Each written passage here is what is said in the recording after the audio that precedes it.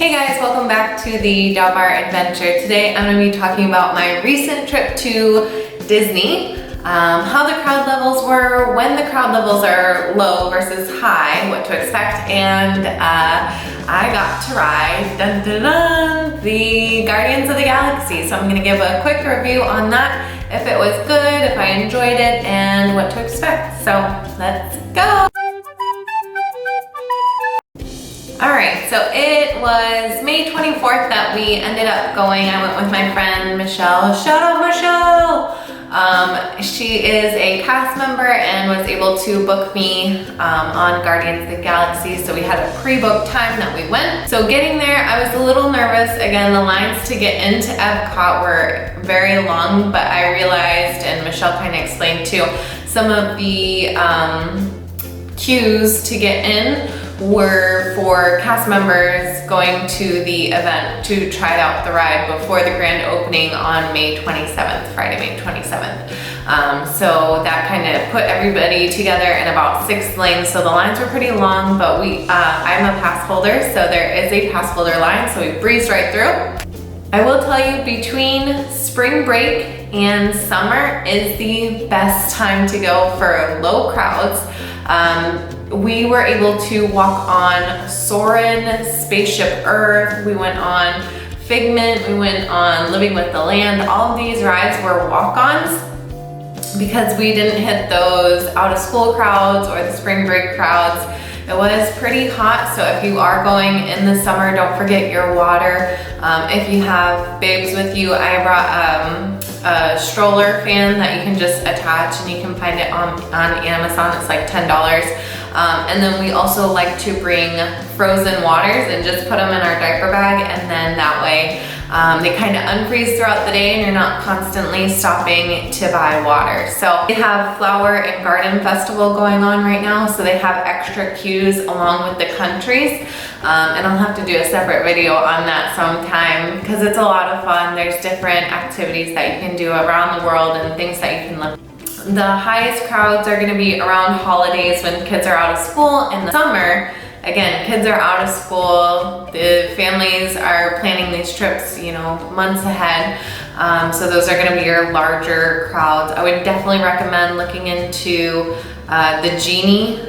It's kind of like the fast pass version. You have to buy it. It depends on how busy the day is. It's per person price, so it can be, I think, anywhere from $9 to $17 per person, but that's gonna cut your wait time down. If you only have a specific time to go to Disney, I would highly recommend investing a little bit more. Yeah, it's gonna be maybe $50 for your family, but you're gonna cut down your time. You're gonna be able to go on more rides and plan out your day. That way you can plan out food, snacks, and when you're going on rides, and you already have your time to go. So highly recommend looking into that in summertime and around holidays like Christmas. So after discussing with my friend Michelle, you know, when she thought slow months were and when I had really noticed the months being, you know, slower and when we like to go, because we are Monday through Friday pass holders, so we get a little spoiled. The lines are a little bit lower on weekends. You're gonna have bigger crowds, and then closer to holidays you'll have bigger crowds, but usually Monday through Friday it's a little less. And then we noticed right after school starts, at least in the US, it does, crowds go down a little bit. And then, like I said, that break between spring break and summer, it's a good time to go if you don't want to wait in the large crowds. So hope this helps. If you're getting value out of this video, don't forget to hit that like button and don't forget to subscribe. Posting new videos, trying to help you enjoy your vacations, enjoy Disney World. We live in Florida, so we get to go, we have a lot of opportunities, and I want to share with you, that way you get the most out of your experience. So don't forget to like, subscribe, and thank you for watching. Alright, so like I mentioned, I was lucky enough to go with my friend Michelle, who's a cast member, to try out Guardians of the Galaxy, and I just wanted to give you a quick review of what I thought of it, if it was good, if it was okay, if I loved it. To go, we had a time that we would sign in because I had the little one with me and she wasn't quite tall enough, and I didn't want to traumatize her, you know.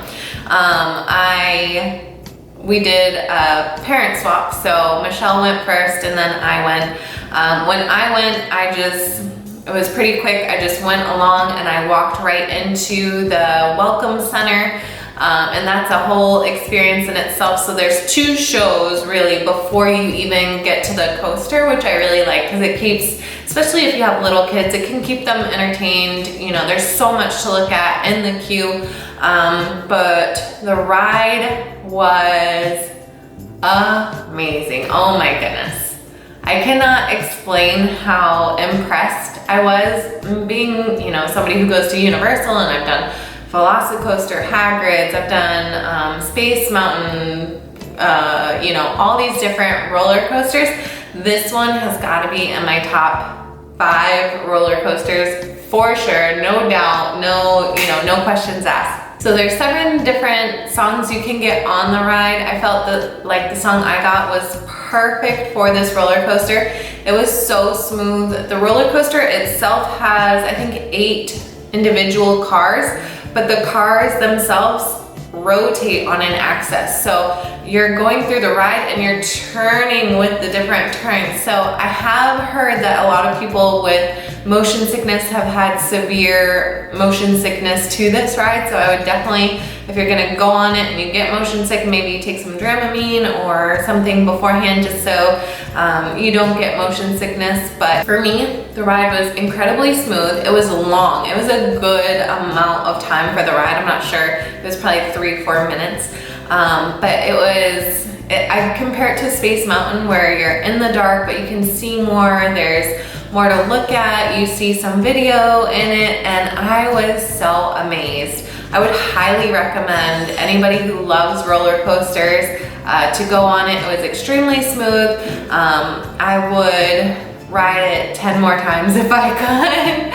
And now, so everybody can go on it now. It's just like the Rise of the Resistance where you get in the queue. I would recommend getting in there at 6:50 and just hitting refresh, refresh, refresh to get on the ride. You'll get a time that you can go, and then from there, you just show up at your time and you go through the queue. I love that because it cuts down wait times and the standby lines.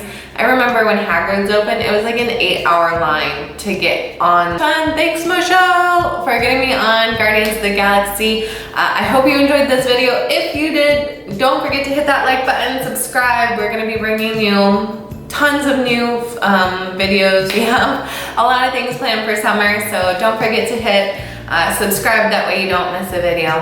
Hope you guys have a great week, and we will see you soon. Bye. Our adventure. Today I'm going to be telling you all about our trip to Disney this past week, riding Guardians of the Galaxy and the crowds at Disney. Let's go.